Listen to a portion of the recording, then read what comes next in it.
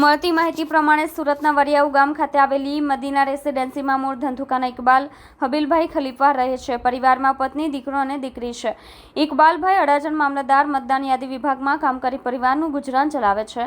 દીકરી તમન્ના નજીકમાં આવેલી શિશુકુંજ વિદ્યાલયમાં ધોરણ 5માં અભ્યાસ કરે છે. પિતા ઇકબાલે જણાવ્યું હતું કે ગતરોજ સવારે તમન્ના સ્કૂલે અભ્યાસ કરવા ગઈ હતી. ત્યારબાદ બપોરે ઘરે આવ્યા બાદ જમીને સૂઈ ગઈ હતી. ત્યારબાદ 4 વાગે ઉઠી હતી અને 5 વાગે નજીકમાં આવેલા ટ્યુશન ક્લાસમાં ગઈ હતી. ટ્યુશન ક્લાસમાં ગયાના 5 મિનિટમાં જ ફોન આવ્યો હતો કે તમન્ના અચાનક બેભાન થઈને ઢળી પડી છે.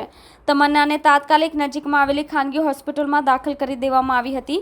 વેન્ટિલેટર સહિતની સારવાર આપવામાં આવી છતાં કોઈ રિકવરી આવી ન હતી, જેથી અનેક ખાનગી હોસ્પિટલમાં ખસેડવામાં આવી, જ્યાં તેને મૃત જાહેર કરવામાં આવી હતી. 10 વર્ષની બાળકીનું મોતનું કારણ જાણવા માટે સિવિલ હોસ્પિટલ ખસેડવામાં આવી હતી. પોસ્ટમોર્ટમના પ્રાથમિક તારણમાં બાળકીના માથામાં હેમરેજ થઈ ગયું હોવાનું સામે આવ્યું છે. જો કે વધુ સેમ્પલ લઈને રિપોર્ટ માટે મોકલી આપવામાં આવ્યા છે.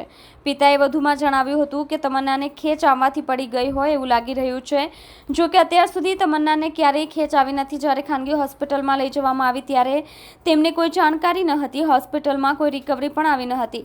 હાલ પોસ્ટમોર્ટમમાં તેને માથાના પાછળના ભાગે વાગવાથી લોહી જામી ગયું હોવાનું કહેવામાં આવ્યું છે. ઇકબાલભાઈ હબીબભાઈ ખલીફા.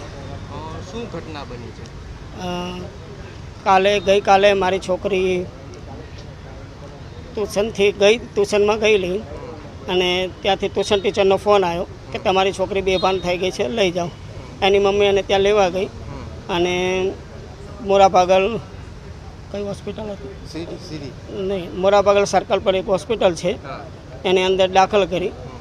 પણ પોસ્ટમોર્ટમમાં અમને બતાવવામાં આવ્યું છે કે છોકરી જ્યારે ખેંચ આવી અથવા કોઈ બી રીતે ચક્કર આવ્યા અને પડી ગઈ તો એને પાછળના ભાગમાં લાગેલું અને લોહી જામી ગયેલું. પણ ડૉક્ટરને એ વખતે કંઈ ખ્યાલ આવતો નહોતો. એમણે ઘણી કોશિશ કરી રિકવર આવે એના માટે, પણ હૃદયના ધબકારા અને બંધ થઈ ગયા અને બ્લડ બધી જગ્યાએ પહોંચતું નહોતું. એના હિસાબે એને ડિસ્ચાર્જ કરી જેનેબ હોસ્પિટલમાં. અને જેનેબ હોસ્પિટલમાં એમને બી ટ્રાય કરી અને 11 વાગે એમને મૃત ઘોષિત કરી દીધી. અને પોસ્ટમોર્ટમ કરવામાં આવેલા ત્યાં અમને જાણ થઈ કે ભાઈ પાછળના ભાગમાં એને વાગેલું છે અને બ્લડ જામી ગયેલું છે. એના હિસાબે આ બધું બન્યું છે. તમે શું કામકાજ કરો છો? હું મામલતદાર કચેરીમાં ઓપરેટર છું. તમે પરિવારમાં કોણ કોણ? પરિવારમાં મારો એક છોકરો, છોકરી અને મારી વાઈફ.